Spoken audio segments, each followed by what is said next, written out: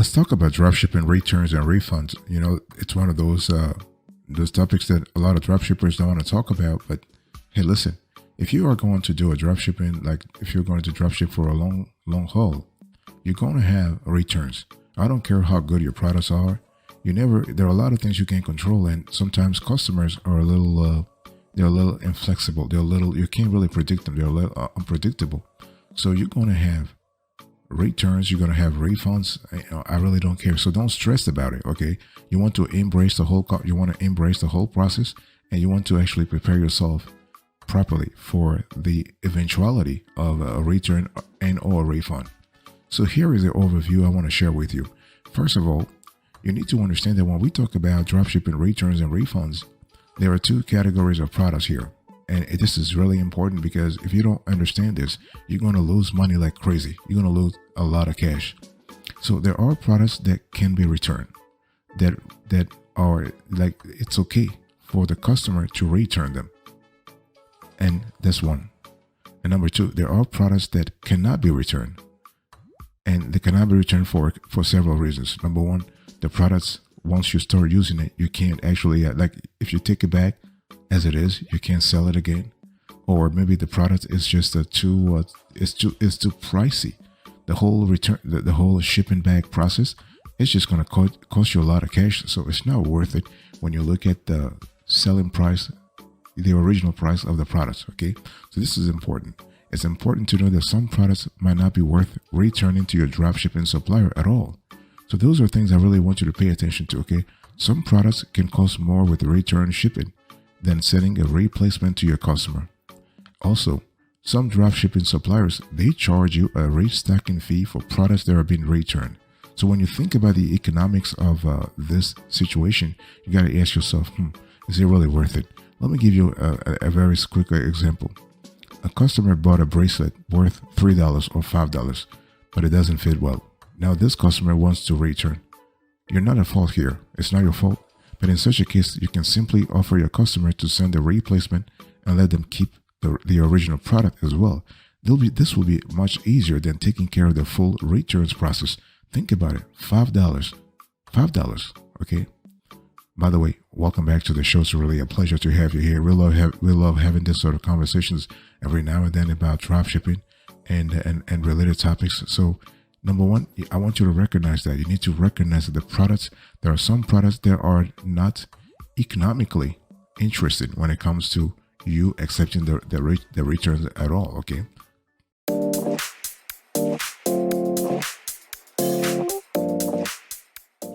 Here is the approach I really want you to pay attention to. First we need to have a clear understanding of some of the common causes that you have as a dropshipper. There are a few things that actually will cause a refund request, and you need to understand those causes so that you can actually try to prevent them. Because we are here talking about having a formula for success.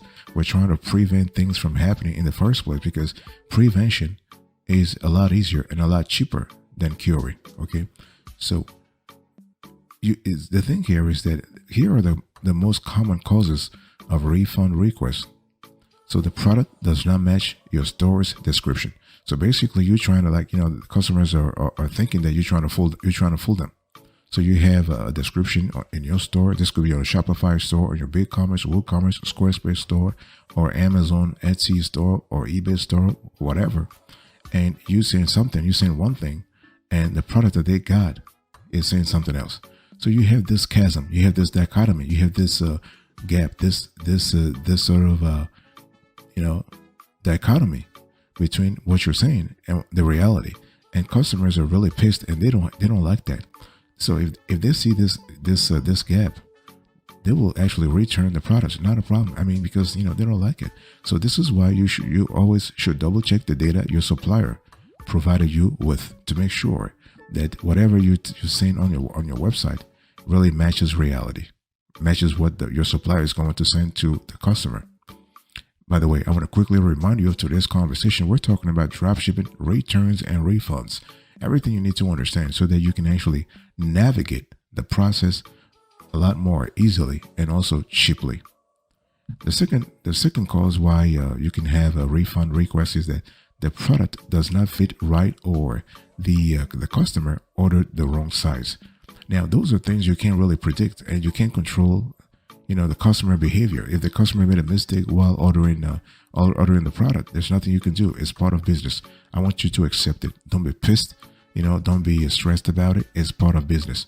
Just think about having a high enough profit margin so that situations like this, you can actually handle it. You can absorb the cost and not even have to worry about it. And if the product doesn't fit, okay, there's nothing you can do either. So just accept it.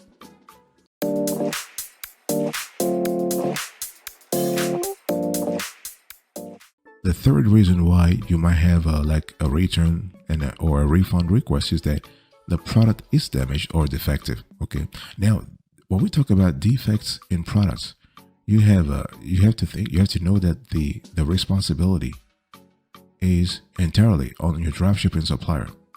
And this is one of those things you want to mention originally when you sign a contract with them. Okay, so it's pretty clear what we call a separation of responsibility. And it's really important to understand that you know your responsibility, and you have to know your dropshipping suppliers also, and they have to accept it. So if the product is damaged or defective, they have to accept the fact that, hey, listen, we are going to refund the customer. You want to ask your customer to send you pictures or a video of the damaged product, then send those to your supplier. If you have a good business relationship with your supplier, which you should, you might not even need pictures or videos, but it's a great way for you to know if your customer is speaking the truth or not, because some customers, they love to play games. I mean, it is what it is. People are trying to play games all the time. So if your customer is trying to play games, you want to have proof, okay? And another thing that can actually cause a return or a refund request is the product did not arrive on time, or it was lost in transit. This happens a lot when you actually if your dropshipping supplier is somewhere very far away. I mean, I'm not trying to pick on China, but a lot of dropshipping suppliers nowadays are in China.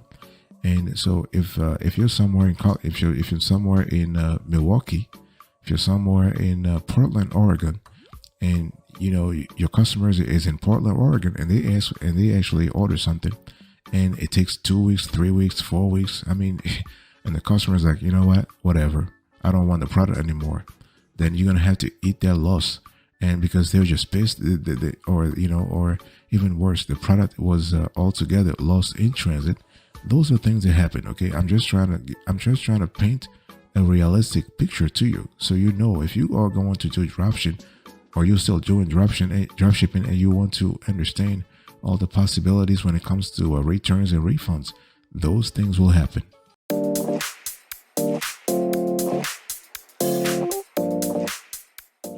Let me give you the steps you need to follow here to make sure you are taking care of business the proper way, taking care of your dropshipping business the proper way. Let's talk about how to handle refunds and returns in your dropshipping store. Okay, and again, the tips and tricks and hacks I'm giving you, it doesn't matter whether you have your store on an e-commerce platform such as Shopify, WooCommerce, BigCommerce, okay, Weebly, or you having your store on an e-commerce marketplace such as Amazon, eBay, Etsy, and whatnot. Okay, so how do you respond to a refund request? Well, the first thing, the best tip I can give you is you need to actually understand that when the customer is actually initiating a return to you, do not mention the word refund in the exchanges. Don't do it right away, because otherwise you will be losing a lot of cash. Okay, you want to see if you can actually return. You can actually send a replacement, because sometimes the customer just want that particular product. Now, if the customer is really pissed and they just want to get the refund, then yes, not a problem. You really want to say, okay, we'll send you the cash, not a problem. It's very important to understand that if your customer replies negatively to your email offering them a replacement, then in your second email, offer them a refund. Okay, sometimes it's best to just give the refund and never hear from that customer again. So some customers will be such a pain for you that it might be hard to keep giving them great customer service. Okay, this is important too, and this is part of life. Don't try to really be perfect 100%. No, you're going to have customers who are pain in the butt, and customers who are just regular customers nice, very nice, jovial and whatnot. Okay, those are really this is part of life. And so and there are extra things you can do to turn a refund request into a lifetime customer. Things like exclusive coupon codes, stored credits. You can even offer a product upgrade for free. People love free things, okay? Or free products. Everything that's free, people love it. So this is really cool. And you also, now, if you want to make sure that you need to actually have those things actually automated. Like you got to have a procedure in place so that when the customer contacts you, you know what to do, or you know what your team should do to actually refund or return the product or send a replacement. Okay, very important.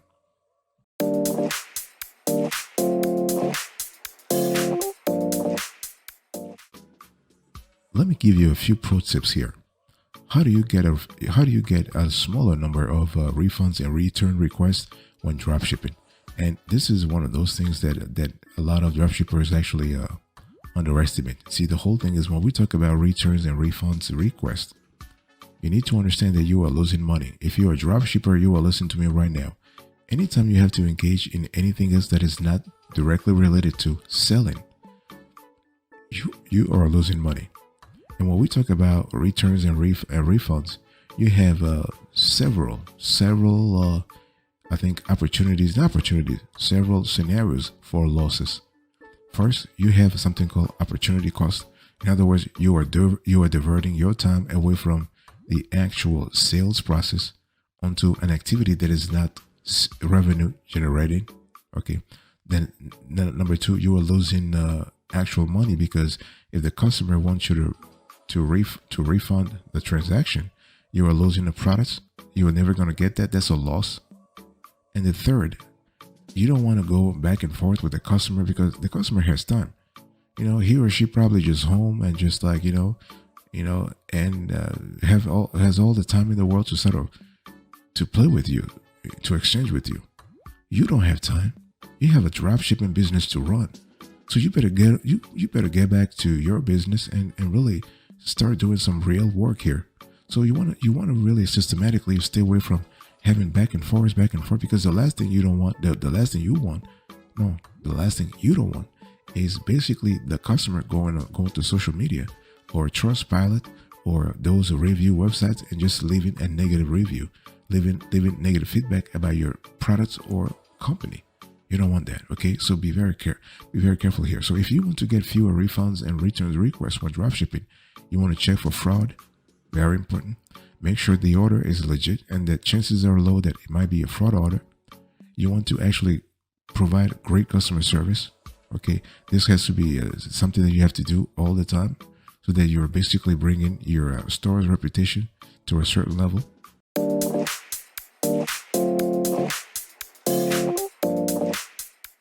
Let me give you a bonus here. If you're still with us here, I want to talk to you about how to handle refunds and returns on your e-commerce platform. Right now, maybe you are using Shopify, you are using WooCommerce, you're using BigCommerce, you're using Squarespace, you're using a lot of players. You're using Square, by the way. What I want you to do here is that you need to understand that every platform has its own procedures. Okay. And it's important to understand that Shopify actually makes the process very simple, nothing complicated at all. BigCommerce, same thing. WooCommerce, the same thing. And you don't have to have prior coding experience to know how to process refunds and returns through your e-commerce platform. And the thing is this, if you go to your user dashboard, you will see there are sections that are related to returns and refunds. And if you click on that section, from there, you just have to follow the Q&A that will lead you to actually issuing a return and refunds to the customer. And when you do that, and everything happens automatically in the background, in terms of accounting adjustments, in terms of revenue adjustments, in terms of inventory adjustments. Okay. And so again, we are very happy that all the e-commerce platforms we have studied, they make the whole process very easy. Now, the thing is that it doesn't matter if you have questions about a specific e-commerce platform that you like to understand the refunds and returns process on or in. just drop us a question below. Will be very happy to answer you, because we have studied all of them, so we know how the whole thing works. Now, one thing I need to let you know here is that when we talk about refunds and returns, you need to understand that you are in a situation where you are dealing with multiple customers, and your customers can be located in different places across the globe. Let's say if your drop shipping store is actually selling to customers located in the States, of course, in Brazil, in Nigeria, for example, in South Africa, in Australia, in Germany, and in the UK. So if you have this sort of diverse geographical customer base, be very careful about returns and refunds, because they can become very quickly costly, very quickly.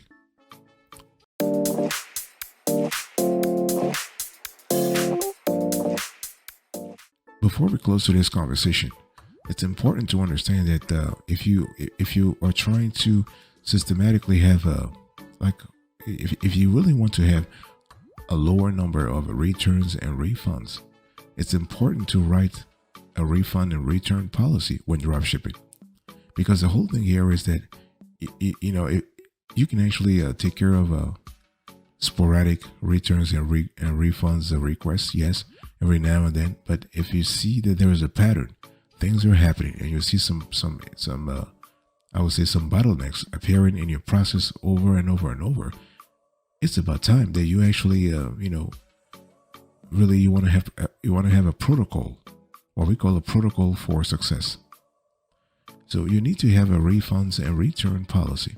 Okay, and this is basically an agreement where you inform customers about your policies regarding refunds and returns. Okay, it usually includes information like how many days they have to return a product and how they will receive the refund, whether it is a store credit, some kind of cash into their bank account, or a replacement. So you always have to think about this trifecta: store credit, bank account, or replacement. Okay, and so here are some great tips to follow for your refund and returns policy. So if your supplier gives you a 30-day return window, you want to give your customers 20 to 25 days. So this gives you and your customers some room to account for shipping delays, forgetting to send out the package, and so on. Okay, if you have multiple suppliers, try to cover all of their return policies within your policy.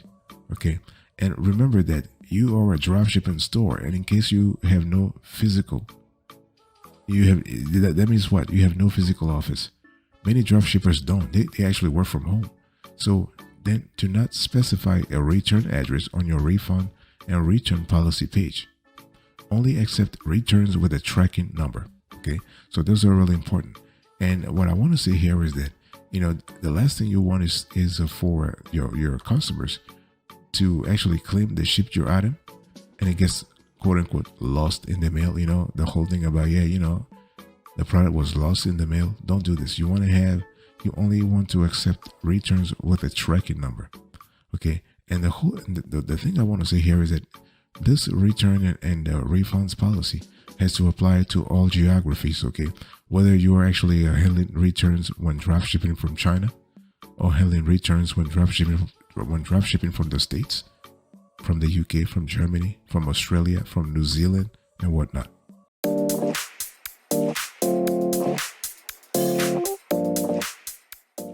Thank you so much for your attention. I really appreciate it. In today's conversation, I was just talking to you about dropshipping returns and refunds.